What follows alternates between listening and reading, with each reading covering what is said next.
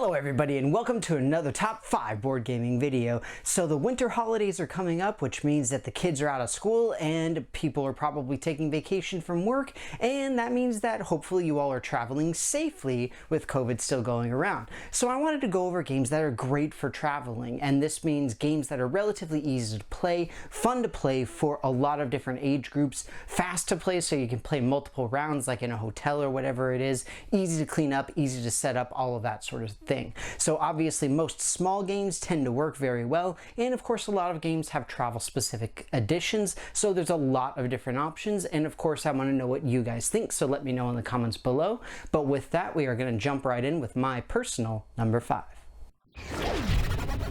At number 5, I've got Hive, the game that is very abstract and based around similar mechanics to chess. So the idea is that you're trying to capture your opponent's queen, and the nice thing is that the entire game is just made up of little tiles. In addition, this does have a travel specific edition, which is kind of nice, but the reason that it's so low on the list, even though it is wonderfully replayable, takes not very long at all, and you don't even need a table to actually play it on, is that it only plays 2 people. So as a travel game, it doesn't really work very well if you're going with a family or something along those lines, but if you want to have something just for a couple of people, or if you're just traveling with your significant other or whatever it is, this makes a great game. Hive, my number 5.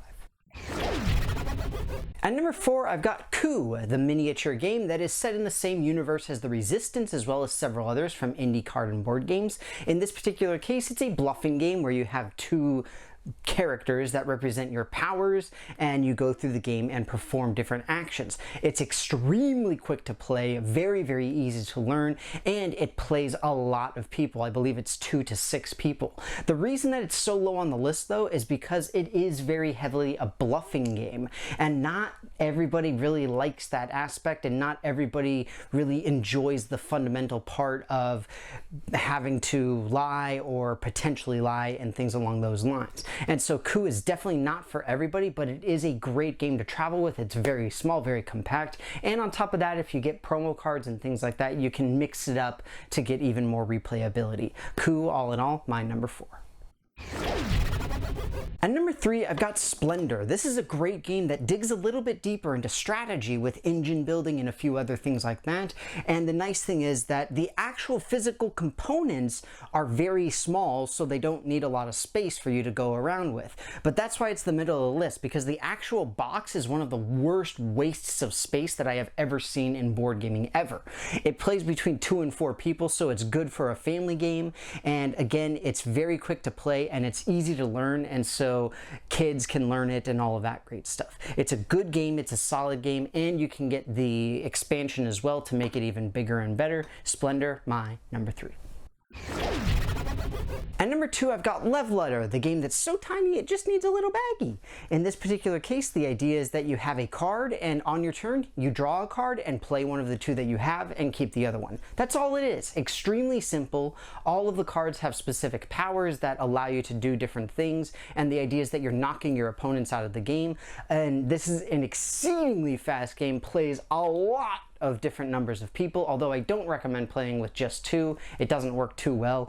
But other than that, it's a wonderful game. It's great for families, it's great for travel, it comes in a nice little bag, and you can even play it with a deck of playing cards instead if you really want to. Love Letter, my number 2. At number 1, I've got the Crew. Now, whether you get the Quest for Planet 9 or the new Deep Sea Exploration Edition, doesn't matter. It's a fun trick-taking game that is, again, extremely easy to learn, very fast to play, but the nice thing is that every game is a little bit different, and on top of that, the greatest thing about this is that it's cooperative. So as a travel game, when you're stuck in the car for 10 hours a day, yelling and screaming at each other about having to go to the bathroom, then it's kind of nice to have something where you're doing something together at the end of the day, like playing a little card game. So it's kind of nice in that sense. And that alone almost is why it's my number 1. Well, everybody, that's it for me. I hope that you enjoyed my top 5 games for traveling. Now, again, this can be literally any small game or any big game that you want to take with you can be a game that you can use for travel. I just wanted to use games that are smaller, good for families and all of that sort of thing. As I said before, though, please let me know what your thoughts are in the comments below, because you know I love to hear all of it. And of course, if you are traveling this season, please be safe, stay well, and stay healthy and all of that good stuff. And of course, if you haven't done so already, please take a look at my various social media pages where you can interact with myself and my channel in a bunch of really fun ways. But with that, thank you so much for watching. Hope that you enjoyed the video, and I will see you next time.